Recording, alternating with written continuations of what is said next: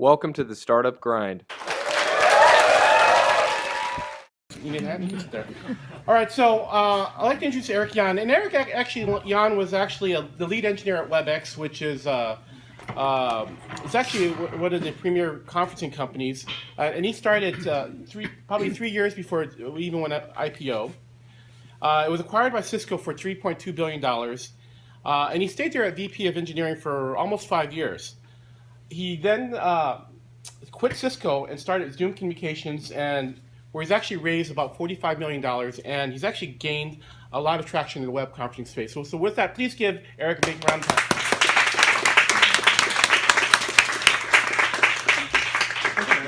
Thank you. Should we sit down? You may sit down. So I feel like in some ways, you and I have known each other for many years. So when I also worked at WebEx, and I was a sales engineer then, and I would actually go into Eric's office and just say, I was asking him either technical questions or tell him why things are wrong, and Eric was always very nice, and he would say, okay, here's what we can do. So I feel like in some ways this conversation is really kind of an old conversation between friends. So I'll just start off. Part of what I do in the interviews, I just want to kind of get the audience get a sense of where about you. So like, where are you from, and like, what did your parents do?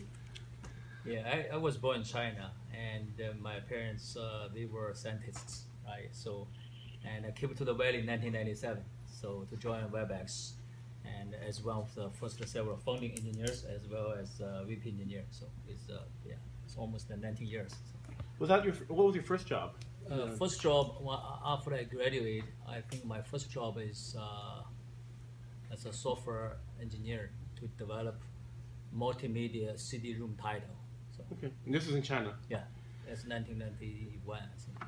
So how big was WebEx when you first started? Like, how many people were there? Literally just the 2 co-founders and 9 engineers. I was probably number 10. So yeah. Right, and I think WebEx when it was sold to. Just to give you guys a sense, when WebEx when it was sold had about 2,000 people.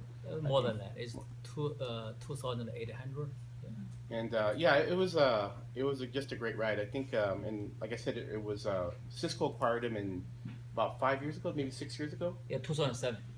And it was like for $3.2 billion. So you really saw it from like kind of the napkin stage to being this global infrastructure that literally has millions of meetings a year. So tell me about in some ways you're sort of interesting because you saw this kind of grow from a technical standpoint. I mean, literally, something that was just a concept to to a global infrastructure. Tell me, like, from your perspective, like, what was that process like, To start a new company? No, just from WebEx back then, like going from just a napkin, an idea, to growing it to being what it was before it was sold to Cisco. Actually, back to WebEx, I think we were very lucky, because I still remember the day when we had 12 people, right? So, frankly speaking, we did not know what kind of product we wanted to build. And every day, the 2 co-founders, they went outside to demonstrate the product. The 10 engineers inside the office, we tried to build something. To be honest, every time the demo was failed, and the 2 co-founders drew to the company like Sun Microsystem or Yahoo, back and forth maybe 2 hours. And most of the time, the demo was not successful. One day, I think the 2 co-founders, Subra and me, they were talking about, we spent so much time, drew there, the demo was failed. How about we sitting in the office, try to demo the software, right? That's the idea. That's where the idea came from. So we realized that could be a great use case. Why not build a service, build a solution to help companies to demonstrate your software, to demonstrate your application. That's why, probably around the 1.5 years after the company was established, we got this idea, and then all the engineers were in full speed to develop this, the service and product. And also, so before that, what was the concept of WebEx then? Before it became web conferencing and a service, what was it? We sort of more like outsourcing. Some engineers were assigned to have like some company may not remember some like SGI or other companies to outsource, to do outsourcing work.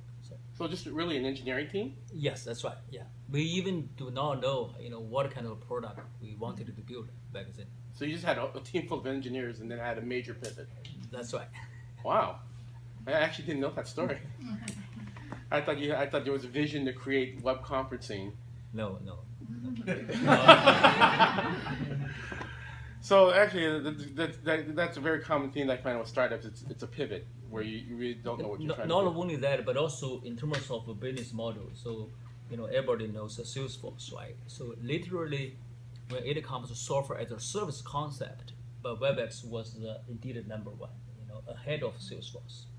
Also if you talk with a VC like NEA, they also knew that. Right? So the first SaaS company they invested, WebEx, and the second one is Salesforce. Yeah. So I WebEx was really the pioneer in software as a service. So, that's right.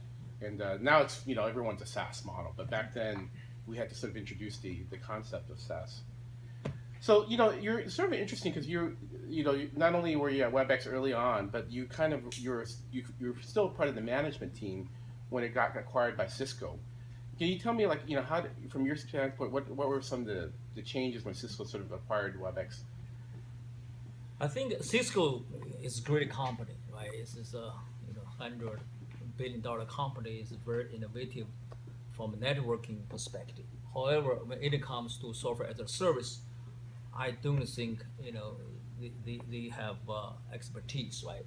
The reason why Cisco acquired WebEx before we almost sold to IBM actually, and before we closed the deal, Cisco John Chambers and other senior executives they stopped by. They say, hey, we are very interested.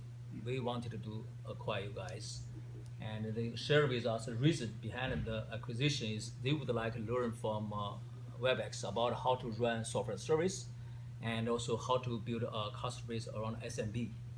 But however, after the acquisition, guess what? Something fell apart, right? They moved back to the large enterprise, and a lot of changes. I think overall, in terms of acquisition, the one thing I learned is, for startup company is much better, for innovation, for building up an innovative product. In a large company, I think it's a little bit hard, to move the full speed to build a very innovative service. So overall, I think the innovation speed, sort of slow. I think when we were at WebEx, when we first started, we had innovation cycles that was quarterly. Yep. And towards that, as we matured, it was annually. And I think when we were after Cisco acquired, it was like innovation was almost non-existent. It was just maintenance. But if you look at it from Cisco perspective, nothing wrong, because Cisco the sweet spot is still large enterprise. When it comes to large enterprise customers, you cannot move like every month, every quarter, give them something, right? You got to slow down a little bit and focus on a lot of things requested by large enterprise customers. So when you first started Zoom, I remember seeing that in LinkedIn, and I was actually thinking, what's Eric thinking? I was thinking, he's starting another conferencing system. He's competing against Microsoft with Live Meeting, Citrix, and of course Cisco with WebEx. So can you tell me, what made you leave Cisco to start Zoom? I think multiple reasons. First of all, I live in Silicon Valley. I would like to call that a startup valley. I feel bad if I tell my kids I work for a big company, not a startup, meaning maybe I'm not qualified to work for startup ecosystem anymore. So on business front, I spent a lot of time talking with customers. I realized, there were huge problems out there. Every business they have multiple solutions, like web conferencing, video conferencing, audio conferencing, Skype, Google Hangout, maybe Polycom, Tandberg.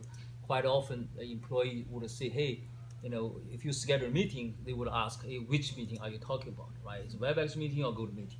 Maybe Skype, right? It's multiple solutions. None of them can talk to each other, right? This is a number one problem. And also the conference room, literally nobody knows how to make a projector work, right? And not to mention, most of the conference rooms, they do not have a video conferencing solution, right? So I thought about that, those are new problems. Now, how to fix those problems? ultimately there are two ways. One way is to tweak your existing system to fix that, or you build something from scratch. I built a WebEx before. I know that it's very hard, almost Right. impossible to tweak a WebEx. The only way for you to fix that problem is to build something from scratch. At Cisco, it's a great company, but if you want to build something inside, it's really hard. You're a senior VP. No, I'm VP, but even VP, you cannot move the needle, right? So, Okay. Did you bring it up and there's just no traction, or just? But you look at it, from a bigger company perspective, right? They also right. They have a huge, every quarter they needed to deal with Wall Street, right? They have a huge sales force. They can sell to this product.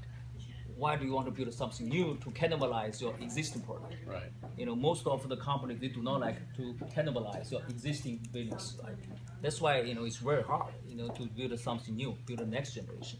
That's why I decided to leave. So. Okay. So you decided to leave Cisco.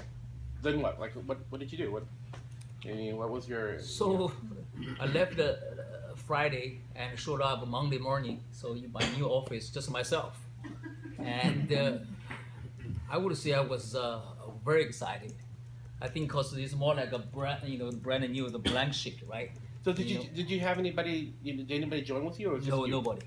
Wow. I cannot recruit anyone, so so based on the the non-compete, right? So, but I know actually there's huge opportunity right down the road. That's why I'm so excited.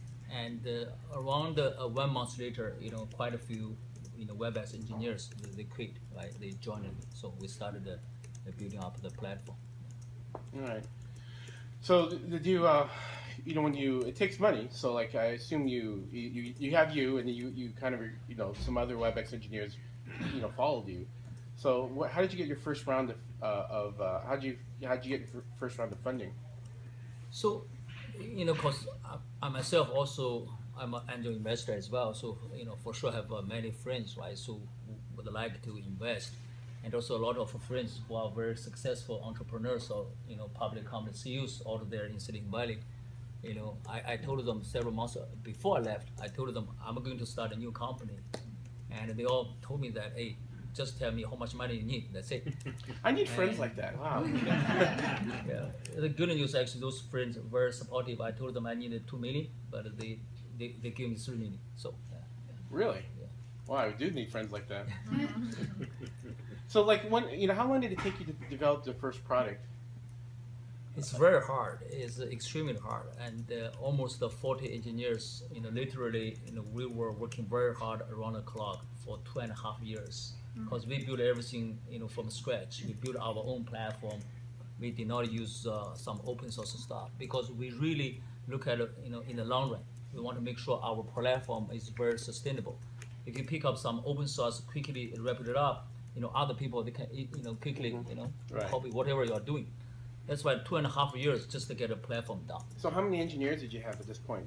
At this moment, we have 120, between 120 and 130.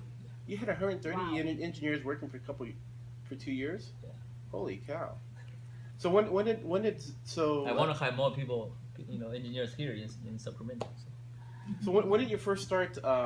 When did the first first release come out? What year was that? That's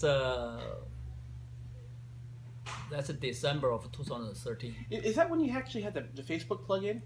Was that kind of the first release? No, that's not first release. That's still more like a private alpha, I think. Okay. So how was that received? Your first release. I mean, you're basically launching a product that's competing against giants. Yeah, we launched the product. It's still the private beta around December of 2013, but we were very lucky. So even before we reached the GA, we got first the paid customer, which is Stanford Continuing Study Group. They really like the product because the quality is very good. They probably test all the solutions out there. They really like our solution. And So as a startup, you Yeah. actually beat WebEx, Citrix, Tandberg. You beat all these really big players. yeah, Wow. yeah. But it's not the entire Stanford University, just the one department.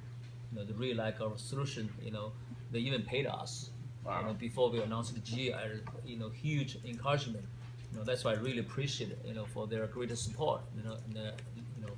even today is still a very happy customer. So. All right. So when do you think, like, I'm just starting to think. So you definitely got the engineering part of it. I mean, that's, that's really you've got a team of what, 120 engineers. So how did you? What was the go-to-market? How did you take this to market? I think in terms of going to market, I think you got to make sure your product ready. Quite often startup company they hire a VP of marketing or VP of sales, without any reasons, right? Mm-hmm. I think that's waste of time. So we did not have any marketing team, sales team at all. For the first 3 years, it's just all engineers. And after the product almost ready, actually, myself probably the salesman, right? So try to talk with some friends. Hey, can you try this solution? Can you try that solution? Until you get the first happy customers, then we build a sales team. That's why we hired Greg Holmes, who is leading our sales team. And also after Greg joined, we also do not have a plan to hire a lot of sales rep either. We want to make sure could Greg, close some deals or not, right? Mm-hmm. Within almost probably the first 2 months, he can, successfully close quite a few deals. We realized the product ready, and then we hired more, sales So you had one salesperson that was just basically selling. Yeah, that's right. The first release. Yeah, and also after we hired quite a few sales rep, we still do not have a marketing team. We did it on purpose. We want to make sure, word of mouth marketing works. If you have a marketing team spend money on marketing front to get customers, may not be sustainable, right? We want to make sure the product really works. You get it based on organic growth. And literally until April last year, we started to establish our marketing team. So you basically were selling, just basically you had a sales team that was just doing brute force selling. That's the right. First 2 years. Yeah, because we have a freemium model. Give us enough qualified leads. And our sales rep will upsell to call those prospects. So what were now that I'm talking commercial here. So what are the customers liking over you're in a really competitive field, and that's kind of what shocked me when you went to this. Like you're in a like a super competitive field, and that's very capital intensive. You're right, because that market is extremely crowded. All right. But on the flip side is the huge potential as well, right? I truly believe as long as you can build the best service, best product, no matter how crowded that market is, I think you still can survive. Even if that market is very crowded, you ask yourself, do you like the product you are using every day? Right. If you do, don't do anything. If you do not like it, you should share with your friends. Hey, how about this service? How about that service? Do you like it? If you see, very consistent feedback, nobody like that service, you think that's huge opportunity. You can fix that problem. Yeah. That's why you are right, because back then quite a few of my friends also told me that even if after they give me money, they still do not know what I'm going to do. Seriously, right. You see, are you sure you are going to build this solution? I think yes. I think we can. So. So and I should say, from a personal standpoint, of all the startups I've known, you've actually raised the most money. Something like $45 million? No, that's not right. If you look at some of our competitors, raised probably 3 times more than what we. I'm just saying, me personally. My personal friend, you've raised the most money of $45 million. Like, was that $45 million? I think. Yeah, 45.5. So, I have, I know startups are struggling just to raise their first seed money. Tell me what's your secret. I'm going to write a book and how to raise funds. I don't think there's a secret. On the one hand, maybe lucky. Because on the other hand, because you are working on something for a long time, you already know how to build technology. Probably, I think the reputation or credibility certainly can help. Some of your friends, they really trust you. You see, hey, I trust you can build a better service. That's why I say they would like to invest. Because looking back, the ROI is great. Mm-hmm. If they invest you, get a 10x or 20x return, this is good. This is a win-win. So you start marketing was it last year? Yes. So tell me, so I guess maybe that's the official, tell me about that process, sort of the official marketing. So the rationale behind that is, we already have a working freemium service, right? Already give us enough qualified leads. Our sales team, they can close the deal. However, when we started from SMB, for software as a service. Ideal scenario is to start from SMB, and after a while, you got to focus on large enterprise. When it comes to large enterprise, your brand really important, right? So the one thing we think about is how to promote our brand. We got to spend on marketing front, like we have a billboard, have radio ads and so on and so forth. Because when we talk with large enterprise CIOs, if they never heard about your name, guess what? The sales cycle might be longer than what you can anticipate, right? So you say, oh, I never heard about Zoom. Why you guys try to use their solution, right? If you know your name, it's sales cycle much. Interesting. So you kind of went through the mass market route to get then that sort of name, that branding. Yeah, we started from SMB, because when you start from SMB, you do not need to spend too much money on marketing front, because we do have a freemium model. If your product works, I guarantee you the word of mouth marketing will work. You will get a lot of qualified leads. For large enterprise, you got to build a different, plan. So. So, because I remember WebEx had a very, excelled at selling to SMB, but they had a very tough time with the enterprise. So, how are you successfully selling to the enterprise? That's a different animal. No, that's a lesson we learned, right? So that's a sort of a mistake. I would not call that a mistake. It's kind of a WebEx, should have done better, long time ago to reach out a large enterprise. However, because the sweet spot SMB, kind of already generated, the big, revenue. I think, probably they did not, spend too much time, did not invest enough on large enterprise. I realize that because, if you do not focus on large enterprise, sooner or later you are going to fix large enterprise. You better start earlier. All right. So basically, you're saying when you got the marketing, that your focus was the enterprise as opposed to SMB. Yeah. Enterprise, we do not need to focus on the marketing side, right? SMB, you make sure your product works. The freemium model will give you the qualified leads. Right. For large enterprise, you got to spend on marketing front, invest on marketing front to promote your brand. Right. So what?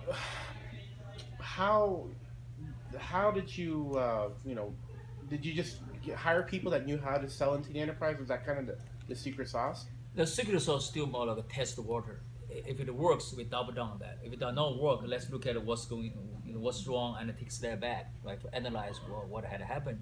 When we talk about large enterprise, we hired the first enterprise sales rep. And after several months, we know that the model works. We hired the second one, third one, fourth one, right? So what was like because when you're in an enterprise, you're competing at Cisco, Tandberg, Polycom. Like how did you compete on the enterprise level? So enterprise, there's a way to compete for sure. It's different compared to SMB because you got to understand what's the pinpoint. From a large enterprise customer, because you're a small startup. If you want to compete against the large, bigger companies, you cannot tell them we have something similar, right? For sure they like the top brand, right? And What was the pain point of the enterprise that you saw? Like give you one example. Back to the conference room, right? If you want to deploy like a hardware conference room solution, see like from Polycom or Tandberg, Cisco solution, it's very expensive. Very hard to be deployed, and also literally the overall the utilization rate is probably around 5%, and also not cloud friendly. You can never share content and so on and so forth. Customers really do not like it. Right. And we come up with a solution, based on the commodity hardware, software defined video conference solution, not only for video conferencing but also for wireless presentation share. You can replace your projector and also cloud friendly. Customers really like it. Every time when we demonstrated that solution to our customers immediately, they wanted to work together with us, no matter SMB or large enterprise. So really, what you're saying is that the trick was that the pain point in this case was conference rooms suck actually. It is. Yeah. I mean, it's hard. I mean, there's usually like one or two persons that actually know how the conference room works, and then they always, if that person's not there, you can't get it to work. So basically, you solve that problem by just having an easy out of the box or solution where they could just sort of plug and play? And also our solution is a pure software solution. Customer, they can deploy commodity hardware. It's a Mac Mini with a USB camera, USB microphone, or PC, right? With our software. Literally within 1 day, they can set up, very easy to set up these Zoom rooms with our software. Its quality is great. I like that, Zoom rooms. Yeah, Zoom rooms. Yeah. Let's give Mark control. Yeah, this is one unique feature. A lot of other unique things because you got to understand the pinpoint. If you don't understand pinpoint, the large enterprise customer would say, "Why should I deploy your solution? Right? Why not buy from the big brand?" So. Okay, so basically you made an easy conference room. That was the solution. Yeah, Easy stuff that's right. that anybody could use. Yeah. Okay, and you're gaining traction. Actually, I have to say, I've been following you on LinkedIn for years, and I was in San Francisco for with Laura at not launch, but the TechCrunch, and I saw your billboard, and I'm like, I have to call up Eric.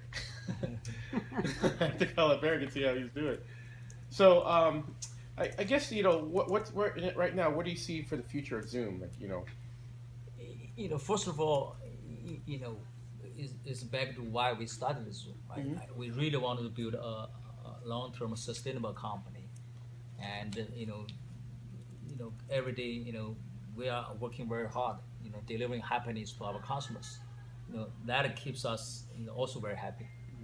I think we do not have any specific agenda to go public, to do something. I think as long as every day we are working hard, we all deliver happiness to each other. And we feel very happy. And also we deliver happiness to our customers. Customers also share the feedback to us. Actually every day we saw those feedback, we feel very excited. I think that's overall, that's why, you like a startup. So. And by the way, that's your tagline, delivering happiness? It is. Yeah, delivering happiness. I do have to ask you this other question. You're able to attract some really good talent.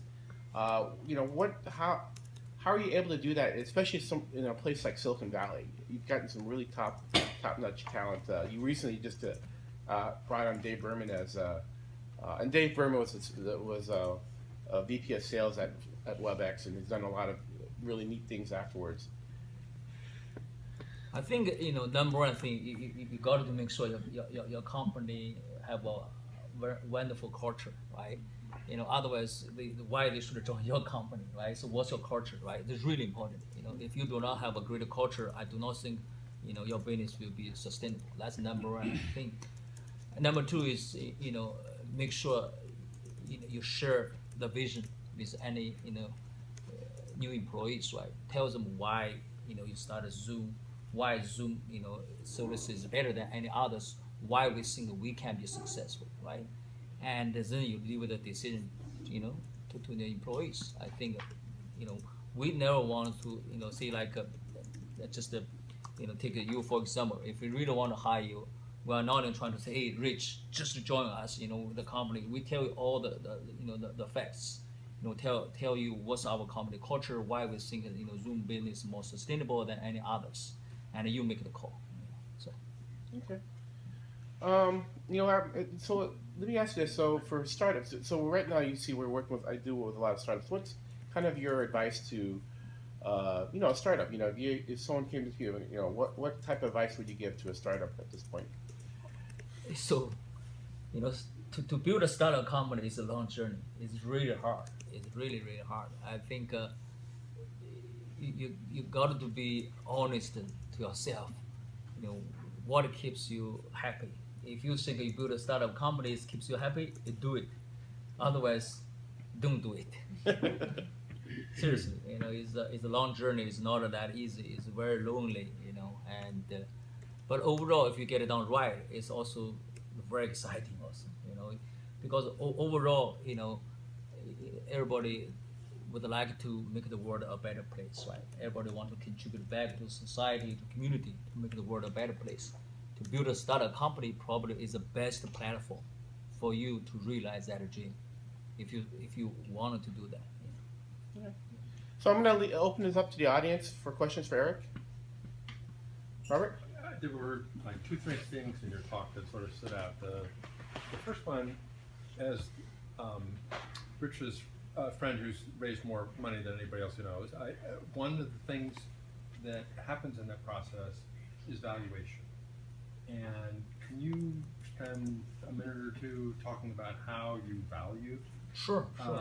what you were looking for? Yeah. And then I've got questions about how in the world did you hire 140 something engineers? So when it comes to valuation, for sure, when we start a company, the seed round, seed round is very hard to give a valuation. Normally, probably we follow the standard convertible note, right? And then we raise the Series A. The A round also kind of led by some friends, and also the Qualcomm ventures also involved. I would say at that time when we closed the deal of A round, our product is still not ready yet. So, and also given that the investors, most of them are friends, we made the valuation very compelling. Those the friends, they also invest in A round. And after they close the A round, is the 6 million. Yeah, that's a 6 million. And with the seed round, 3 million, the total 9 million. After the close the A round, probably within 3 months, a VC, called us because they invested in Skype before. They were looking for a next generation of Skype. And they test our solution, they really like it. They just called us to say, hey, what's the status? Are you going to open up another round? We told them, sorry, we just closed the A round, and 3 months ago we do not need the money. Say, hey, we really want to invest. Let's talk. And the good news, we really like them, so they're very open. The Horizon Ventures, is Hong Kong based, and literally we just had a coffee. After that, the deal is done. We got a B round. So 3 months after we closed the A round, this is a B round. And after that, we were working very hard, heads down to the product side. And that's this October of 2014. The emergency capital, they reached out to us. They talked with quite a few of our customers. They really like our service. They gave us a term sheet. So we did not go outside to shop around. So because I'm the sole founder, I'm really busy. I do not have time, to spend time talk with other VCs to try to get a term sheet. That's kind of a little bit lucky. And the other question was, how did you get so many engineers? Rapidly hiring 100 and something The engineers, how did you? I mean, engineer-wise, there's so much bandwidth one person can have. Yeah, so because when I started, we already have, the 2 months after I left, I already had around 40 or 45 engineers because Do they all come from Cisco? Yeah, most of them came from WebEx. Oh, WebEx. Yeah, that's why because at Cisco before I managed around 800 people, so just that 100 people are relatively small. So You get like a cease and desist order from Cisco? no, No. as long as you do not correctly reach out, right? This is based on non-compete, right? So cause I left, like I like you, I will follow you, right? So if they want to join, that's okay. That says a lot too. If people want to follow you, that they actually did follow you to your next venture. Because they all wanted to build the best service, right? They know over there they cannot, right? You look at our solution versus any other service today. You look at the product quality, the experience. For sure, Zoom is better.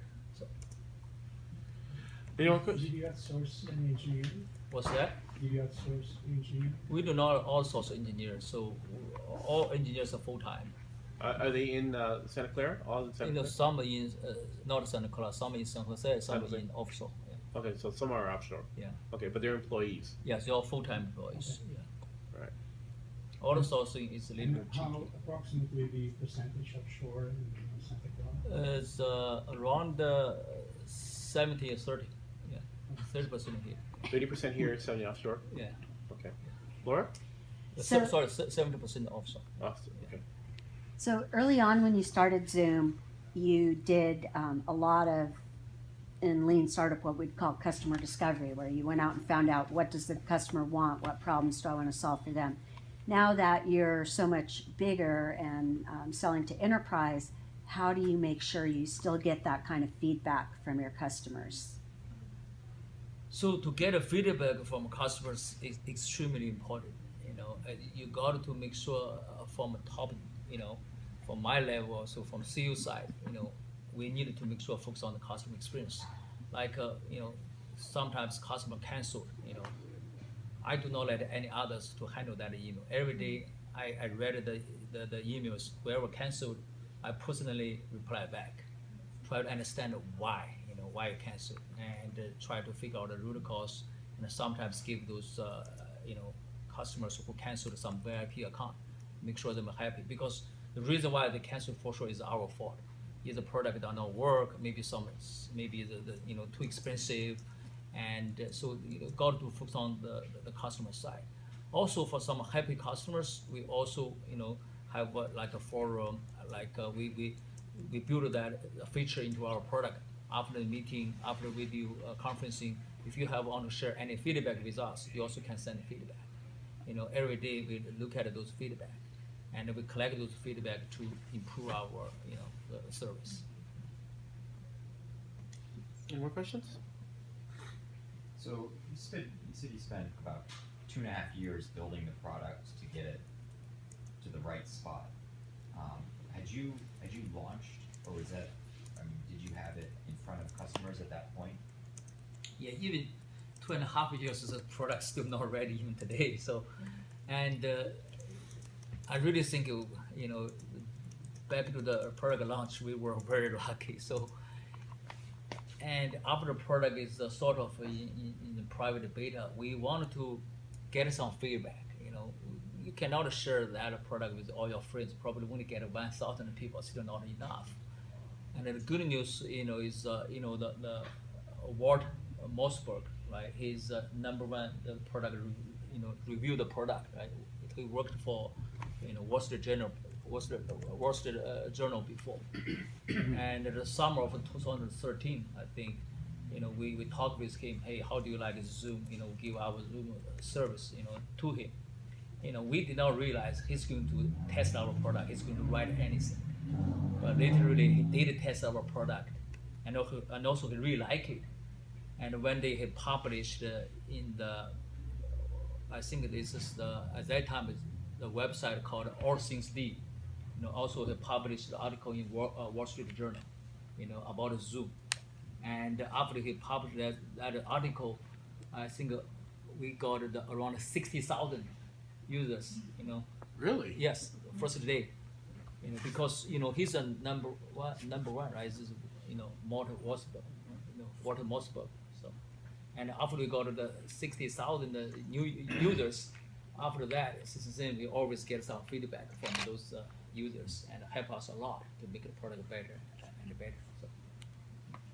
How did you build your support services, finance, human resources, all the back office things go on in the company? Did you outsource a lot of that? Or? We do not outsource, So when we, sorry, to go one side back. So we do have a part-time accountant, 2 years ago, right?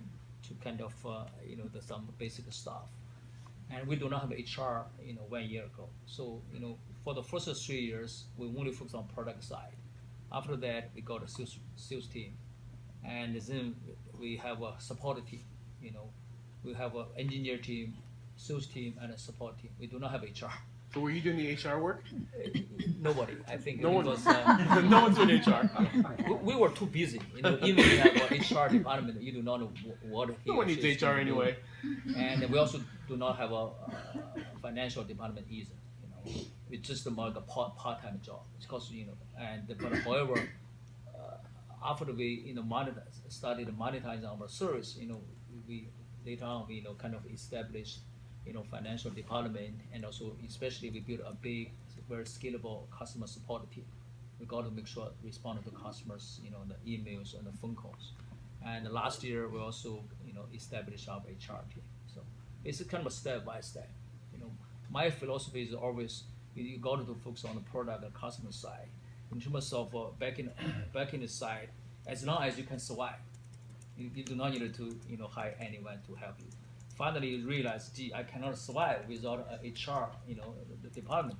At that time, you hire HR. So how many people did you have on board already before you got an HR person?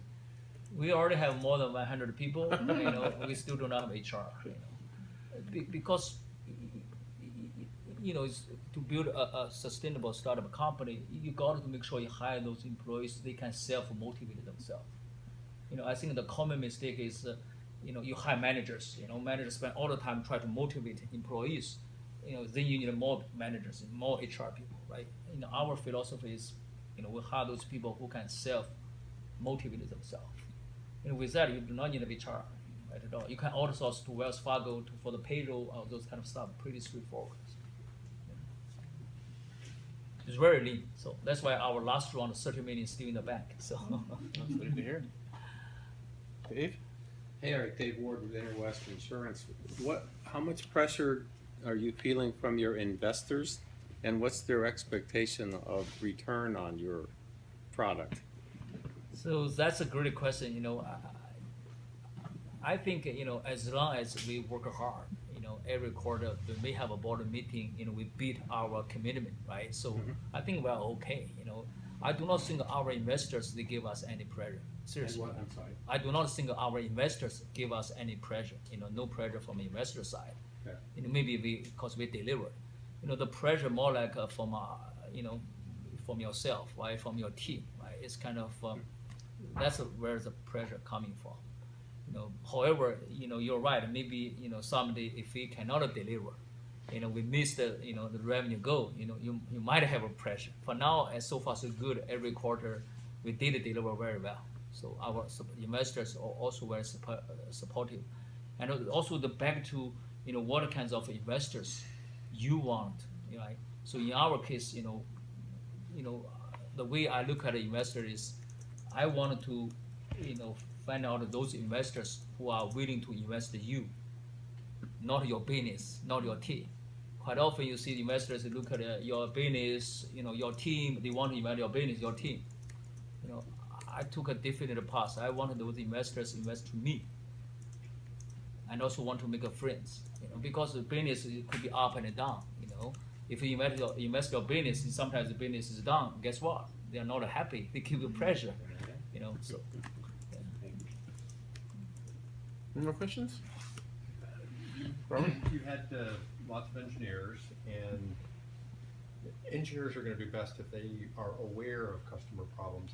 Did you give them a marketing mission or a customer contact mission as well, or did the engineers really focus heads down on solving technical issues? That's a wonderful question. So we got to make sure this is very transparent. Any feedback from customer side, especially for the negative feedback, we want to make sure every engineer they read it. So you got the engineers talking when you had an unhappy customer, the engineer two unhappy customers. Yes, yeah. Not only that, and also for every negative feedback, we want to make sure every engineer they read it. Why a customer give us negative feedback? What we can do to fix that problem. So. Laura?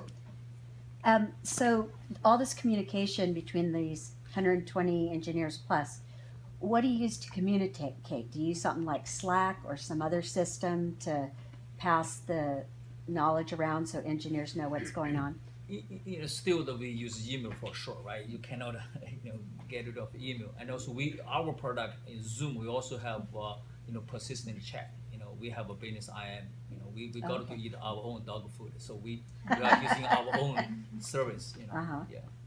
Thank you. Completely different topic. What should Sacramento be doing to make this as entrepreneurial and well-funded a city as Silicon Valley? I'm sorry. So.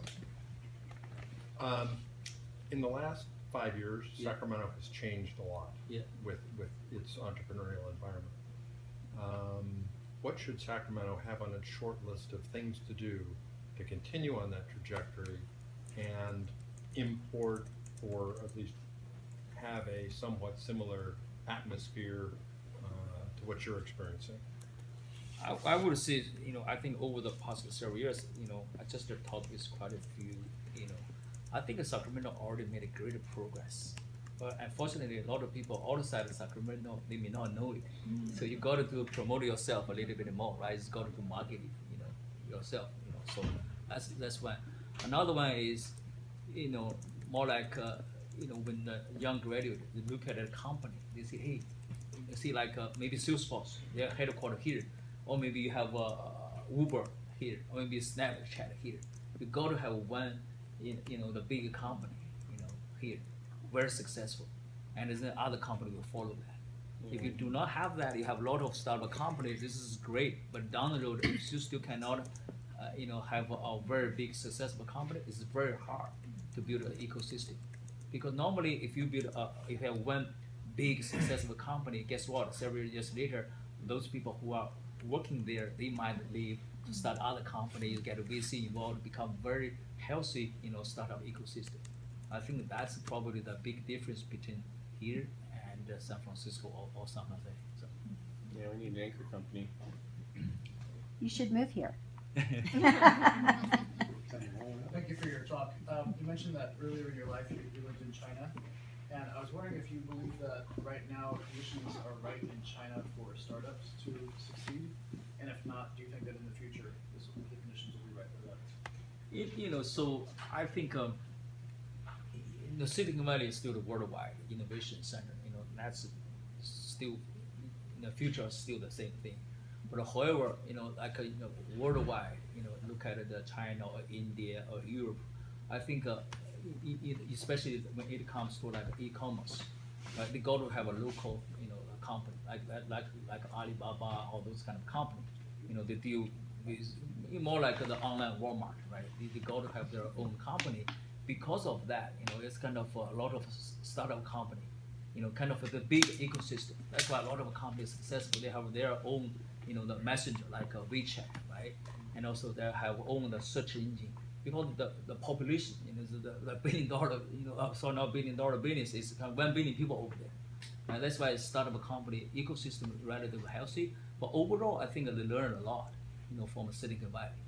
I think it's kind of you look at all the successful companies in Silicon Valley, they all have probably the branch office over there, and also especially for mobile platform, right? Easily reach out to the users over there. But overall, I truly believe the world is flat. The innovation is still driven from Silicon Valley, but a lot of startup companies worldwide. I think overall that will make the whole world better and better. So. John, any question? I was just going to say, you've got $30 million in the bank. Why not use that to relocate here?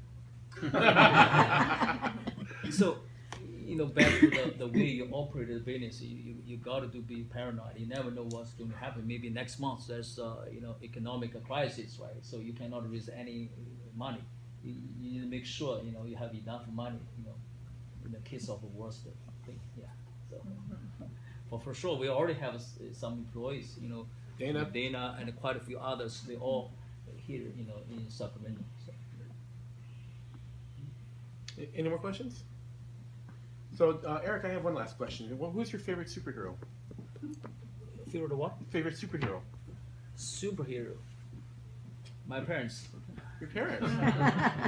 Well, Eric, you're actually our superhero. So this is a thank you. We actually made a video game for you. I appreciate it. Thank you. So it works on Android, and I'd like to thank you for you probably a couple hours here. So I really like to thank you, and it's really good to catch up with you. Thank you for the invitation. I really enjoyed it. All right, so thank you very much. Thank you.